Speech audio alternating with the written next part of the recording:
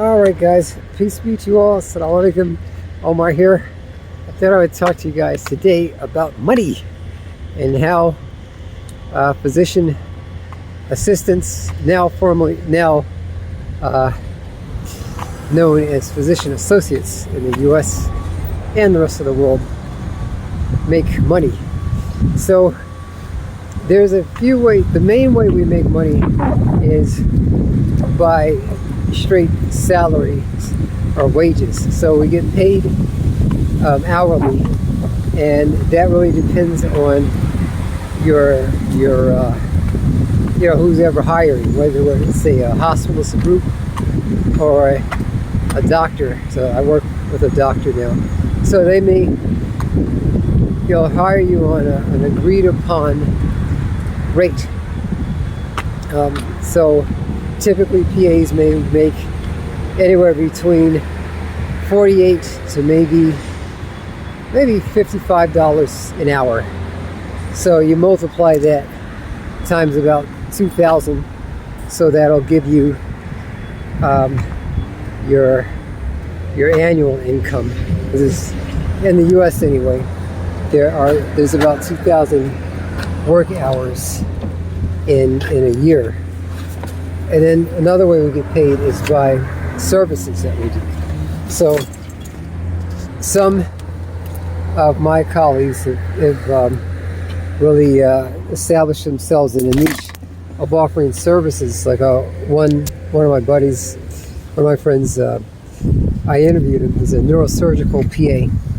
So he contracts his services out to neurosurgeons, and he basically acts as a first assist. He's very good at it. He's actually made a name for himself and become quite renowned as a physician associate, a neurosurgical physician associate.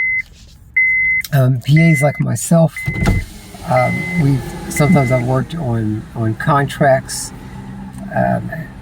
The caveat with those is that the caveat I would offer with those is that sometimes your contracts are not renewed. So if it's an annual contract or a 2-year contract or a 5-year contract, if you like what you're doing and you're the person with whom you have the contract decides not to renew your contract, you're out of work. So you got to find work elsewhere.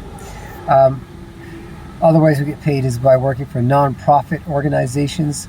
So usually, I did that for several years. The caveat I would offer with that is that it's very limiting. You won't get things like bonuses in most cases. In some cases, if the grant, usually if it's a non-profit clinic, it's grant funded. So the grant may need to be renewed on an annual basis. So if you don't get the grant,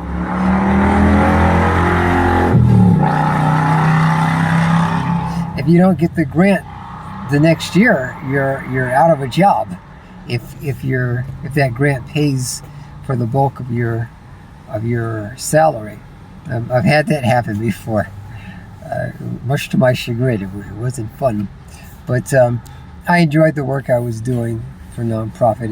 It was in an urban community outreach, so we did a lot of good work, my colleagues and I, seeing patients who are underinsured and in some cases uninsured. So I'm proud of that. I didn't make any money.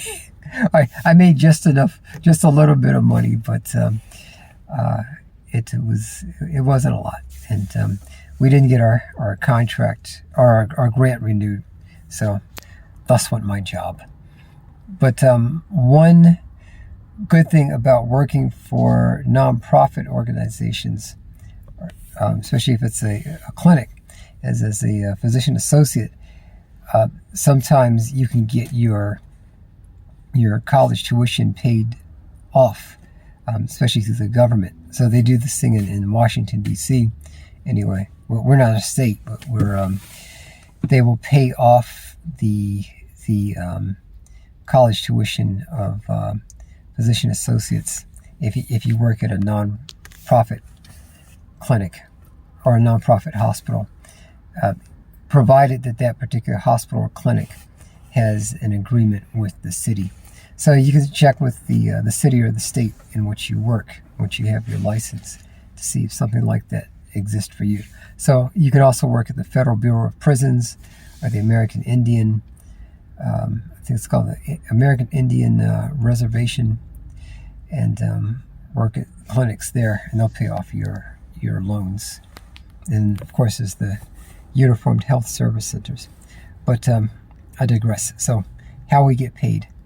So wages, hourly wages, salary, contract work, grants, and then you can also do things like speaking engagements. So I spoke for some pharmaceutical companies in past years. So they would pay me a speaker's fee. And there's ethical considerations for that. I never spoke on behalf of a pharmaceutical company with whom I did not agree, or I did not like their product. I had experience using their product. It was medications usually, and because I liked what it did for my patients, I signed a contract, and I got a contractor's speaking fee for the pharmaceutical company. You can also teach. Teaching usually does not pay anywhere near as much as hospital work does, especially if you're talking about teaching at public universities, and then comparing that with being a first assist in orthopedic surgery, or having helping run a clinic, like one of these.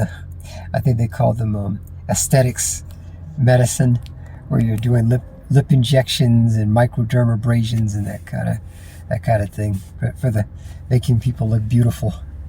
You're going to make a lot less money teaching. And in fact, I had an opportunity to teach full time many years ago, and I turned it down because I was like, I can't even pay for my wife and kids' home, based upon what they were offering. The salaries that PAs get for teaching, it's gone up a little bit, but I don't think it's on a level commensurate with the cost of living in many places now, especially places like Chicago, New York, California, and DC. But you can Google those things. And another interesting way PAs can make money is through having their own clinics. Now, you can't have your clinic independent of a doctor as a PA. So you would have to have a contract with a doctor to be your supervisor. There's one PA who's been very successful with it in Nebraska. I'll leave the link for the video in the description. So you can make money like that. So having your own clinic as a PA, you have to really be careful that you check the laws of the state in which you are working or residing, because it can get you into legal trouble if you're not careful. You can lose your license, possibly even go to jail, as unfortunately one PA did. But you can look into that. And then you can also do, what else can you do as a PA, to make your own money? You can go into consulting. So, there's a lot of PA programs that are trying to, a lot of schools that are trying to start PA programs, and they don't really know what to do, so they may contract a consulting firm that's run by PAs, PAs who have got experience in teaching, and they'll help the university start a PA program. So there's a number of different ways, and you got to use your imagination.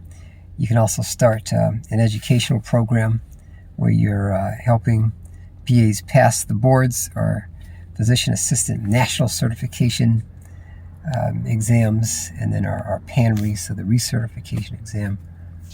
This guy, John Belinsky for CME for Life, does this. All right, and you can write books also.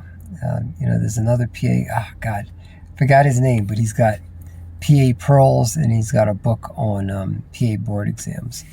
So you can do that also. That takes discipline. All right, that's it for now, guys. You can also run a little vlog like I do. That'll help get you maybe a couple $100 a year.